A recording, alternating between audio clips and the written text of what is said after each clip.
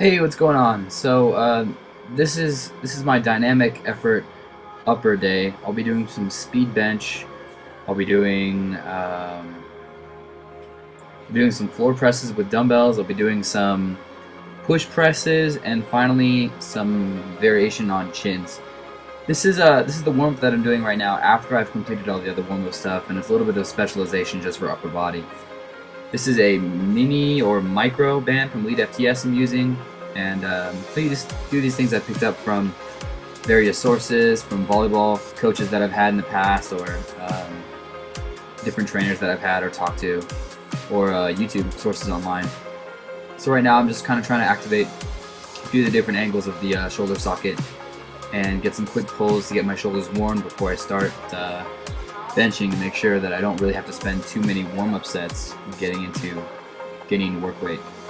This band is light enough that you can really use in just about any plane of motion without stressing too hard about fatiguing yourself too early or anything like that. And there's no real pattern here to the number of reps that I'm doing. I'm just focusing on getting some different planes of angle here, and I'm a big fan of the dislocations where you bring your arms up and all the way around.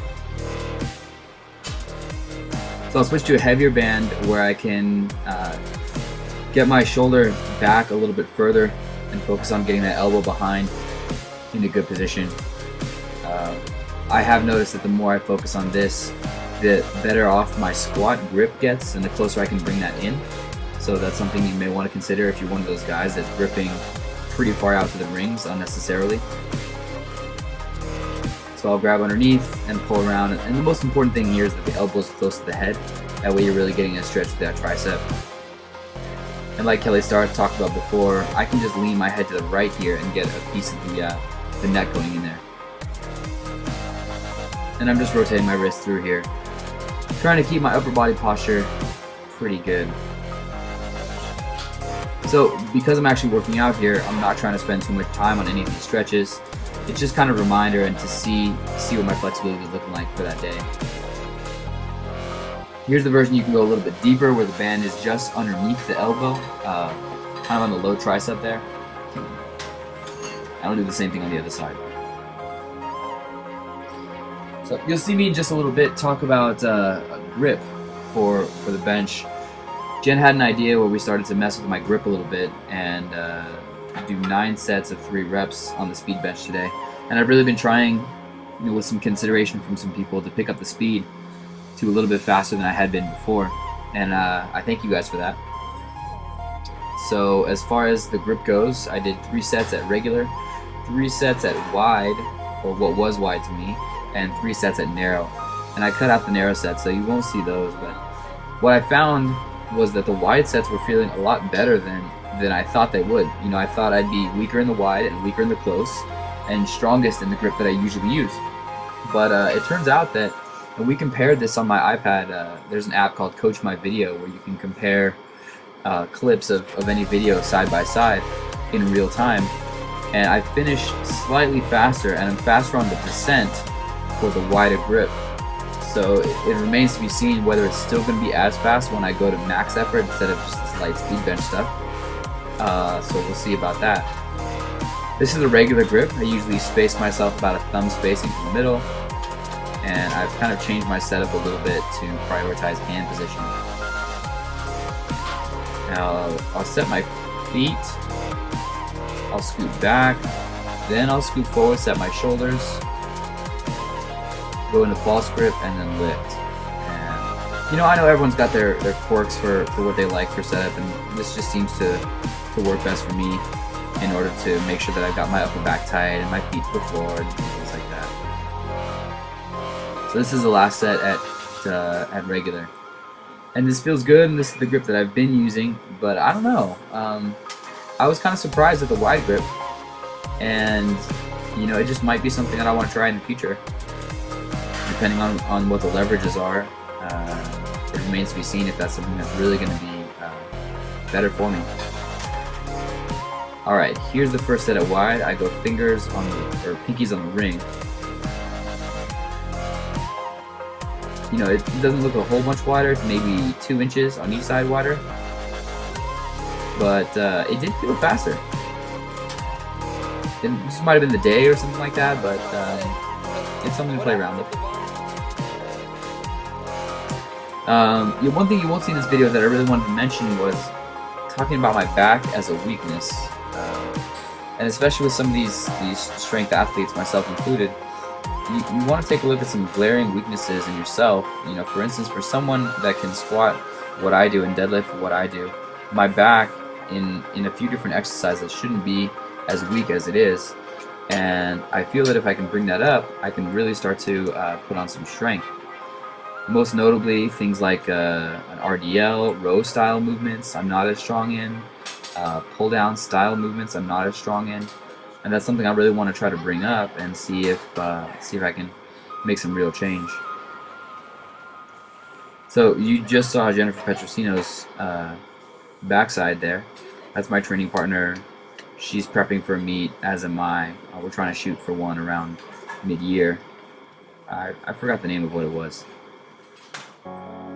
Here's my first work set at 135s. I've been able to increase pretty linearly on these, so I did 135s for 3 sets last week. Here, I'm just doing this for my first set to see if I can, and I'll do 6 reps and then I'll go on to 140. So that seems to be the pattern for me that works best until it starts to break down. You know, then I'll switch and we'll try to do something else for that first exercise. Here's the 140s, and a big note for anyone that wants to try this out, I switched from doing barbell floor presses to dumbbell floor presses because I felt too much emphasis on the shoulder when I was doing barbell shoulder presses. I couldn't get arch, I couldn't get my shoulders tucked back, but as soon as I moved to dumbbells, all that kind of disappeared. And I have a feeling it has to do with you being able to change where your hands are and the angle of the dumbbells a little bit. So I've found for me personally that doing dumbbells on these is a lot better. And I found that I'm able to increase weight a lot faster than I would otherwise.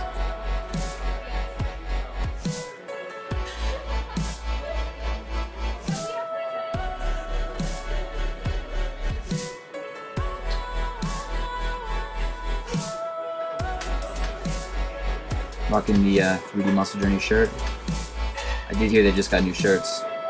I'm strongly pushing for thongs, mankinis, and compression shorts. So hopefully my next training video will be in mankini.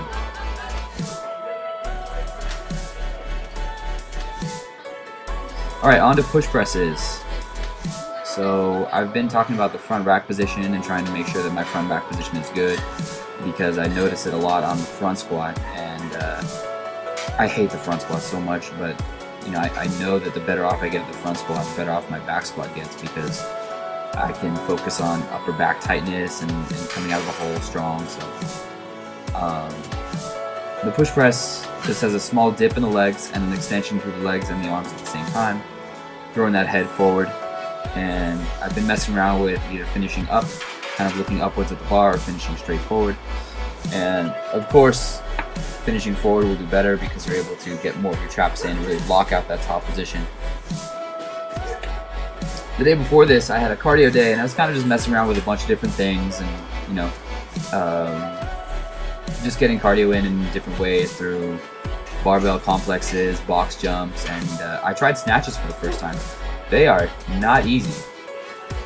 I think I was only able to get one good snatch, and the strange thing was, it was only easy to get form down the heavier the weight started to get. So I think by the time I put 135 on the bar, I was finally able to get full triple extension, keeping the bar close to body, dropping down into a good low squat position with my elbows locked out, and you know, it feels good. It kind of reminds me and motivates me towards all those Olympic lifting videos that I watch on YouTube.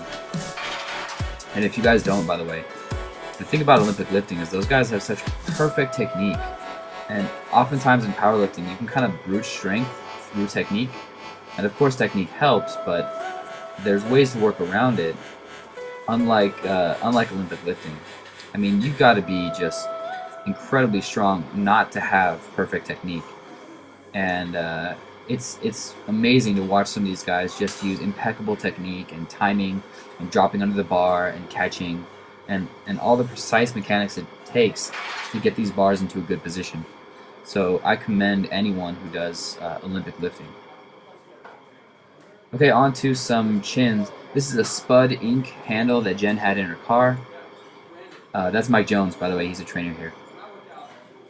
And I like kind of free motion style handles like this that allow your hands to rotate because it feels a little bit more natural. So I've used a chain into D-grips before, but something like this feels a lot better for me. I feel a little bit more muscle connection, and I'm doing this with 30 pounds strapped to my waist. This is something I'd like to be doing at least double this as far as the weight goes, 60 pounds plus. So I'd like to focus on this a lot more. As far as other changes to the program that I'm doing, I've added reverse hypers to a much greater degree than I've been doing them at 30 rep sets because Jen right now is outdoing me on the reverse hyper, and